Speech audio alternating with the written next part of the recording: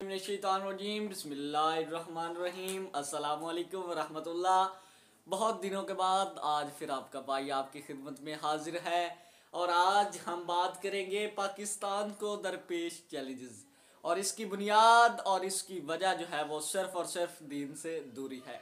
अबाब एहतशाम आज़ादी के 77 बरस की ये दास्तान जो टुकड़े टुकड़े हुए जिस्मों से नुचड़ते लहू से शुरू होती है, आंखों से कतरा कतरा टपकते लहू पे खत्म होती है।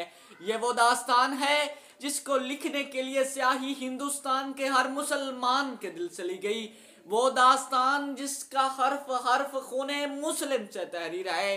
वो दास्तान जिसकी सत्र सत्र हमीयत ईमान की तस्वीर है।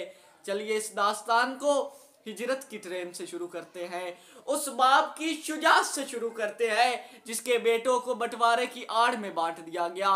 उस बहन की पाकीज़गी से शुरू करते हैं जिसको अंधे कुएं में छलांग लगाना पड़ी। उस माँ की बर्दाश्त से शुरू करते हैं जिसकी ममता को उसकी आंखों के सामने मसल दिया गया। मगर ये क्या, ये दाग दाग उजाला, ये शब गजीदाए सहर, ये दाग दाग उजाला, ये शब गजीदाए सहर, वो इंतजार था जिसका, ये वो सहर तो नहीं, ये वो सहर तो नहीं। बहुत शुक्रिया।